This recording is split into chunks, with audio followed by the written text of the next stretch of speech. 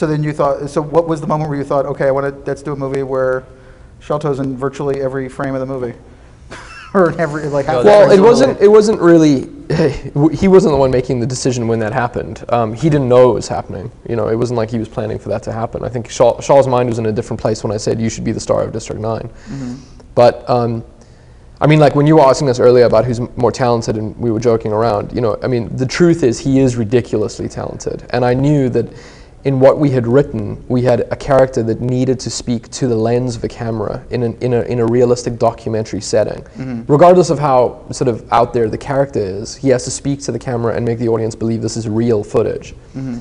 And when I started thinking of a South African who was going to do that, his mind, you know, or his image came into my mind right away, and like right away. But it still didn't occur to me that he was the guy for the movie. It was, let me use Sharl to do some test footage just to explain what this character may be like. Right? Yeah, I thought that I mean, my assumption at that point, because I'd worked, you know, for Neill basically behind the scenes, I thought, well, we would get another actor at some point, you know, and I didn't even, I mean, the character, proper actor. Yeah, the way that he put it to me was that this was just going to be a idea that he was playing with, which it was at the time. I wasn't Neill testing often him. does that. I wasn't testing him. It was as simple as creative exploration. Yeah, if you say to Sharlto, like, I want you to become this character, and you name a character, if he's had experience with that character, he can become that person.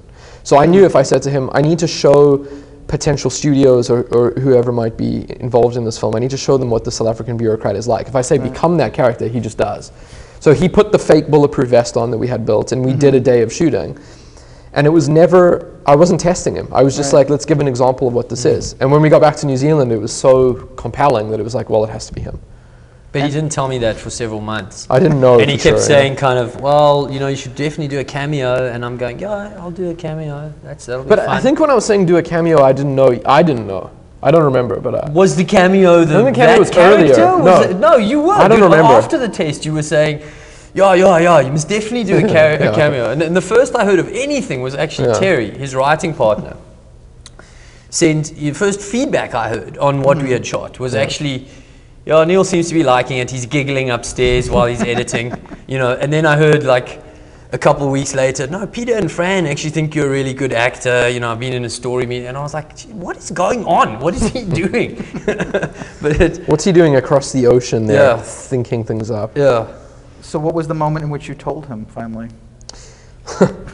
Well, I phoned him one night, and I was like, you know, I just said, I think he was sort of shocked.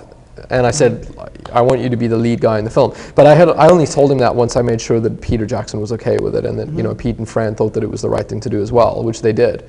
So then I phoned him and told him that, you know, you're the lead guy. And I knew that he would do it. It wasn't a case of like that he would have to go and think about it. Right. I knew he would do it, but I thought it would catch him off guard, which it did. Yeah. Yeah. So what was it like to be caught off guard in that way? He just played it really cool. I was mostly stunned. Like I guess I'm 35 years old. I was 34 or whatever at the time, and it was like you know, my career I'd already had real sort of ups and downs in my life, you know, career-wise. So I didn't jump up and down. You know, things can always go wrong. Yeah, I knew. Look, this film could still fall apart. I've been involved in the business for a long time, so. It was just stunned, to be honest. I just spent most of the day sitting in silence, to be honest, and just digesting the impact of that. And I had recently just left all the companies that I had set up with my ex-business partner. So there was an amazing chain of events that left me feeling sort of very humbled, you know, since then really, but particularly on that day where I just realized I could not have engineered that situation. I could not have made that situation happen. But it did feel so right, and it was a very, very sort of profound experience, I guess. Was the idea of doing the work intimidating at all, or was it just not for me? No.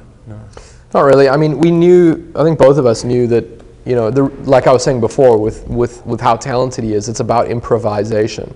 So what that means is neither of us knew what was going to happen when we got into the part of the film where it wasn't really improv in terms of messing with people and becoming a character. It was acting this character now who was coming apart.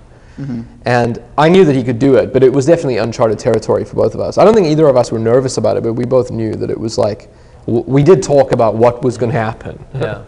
What's going to happen when we reach the point that my hand has changed and I'm changing, you know. Because that type of performing I had never done in any way. I do fun type of characters. Not serious. The serious, heavy, dramatic stuff. And I didn't even know, I guess, how serious that stuff was going to get until we were actually there. Then I really realized, wow, this is really full on. Although obviously I knew what was going to happen to the character, I guess I had a more kind of light-hearted view of that. It got pretty serious. Yeah. But you guys had a degree of trust with each other that was viable. Yeah. To just, yeah? Yeah, I knew how much he'd invest himself in it, and I knew how talented he was with the first half of the film. And, you know, Charles wanted to do it, so. Yeah, what I had seen through the process of Neill asking me to do the test that he had done, we you know, as you were saying, they weren't really tests, but he kind of activated that side of me that I'd sort of forgotten about when I came out of high school and decided, okay, acting would not be one of the things that I would be. I would write and produce and direct and have companies, and so I felt very kind of excited and trusted that process, if you will. Even the people that he had around him, you know, Trent, the DOP, and his writing partner, they were the same people that had come out for the test stuff, and it was just a very kind of environment that was very conducive to creativity. It's a fluid environment. So you kind of know with Peter that you were going to have some shot at getting the movie seen, but did either of you anticipate the kind of love that has come from this film? Not me. I mean, not me. I felt pretty confident that what I'd made was a film that I felt proud of, which is a good sign. But I also felt pretty confident that a small group of like die-hard sci-fi fans would like it because I fit into that category and I like it. But the more general appeal and the fact that it's R-rated and there's subtitles and there's a lot of things working against it, I had no idea. So I was extremely happily surprised by the fact that people generally seem to like it. And Sharlto, within minutes, people were talking about you for awards and things like that. I mean, is that even conceived for you, or? I didn't think about any of that, to be honest. I mean, in terms of the film being successful, I had an inkling that would be, or definitely more than an inkling, because I knew Neill's work for years and years and years and years. So for years I'd been convinced, look, this guy's going to be like the next James Cameron. I didn't necessarily think, though, that a film that was so South African would necessarily be the one that he would do it with, if you will. What about you? For me, yeah, I just didn't think about it. I didn't think about it. It was just a very rewarding experience.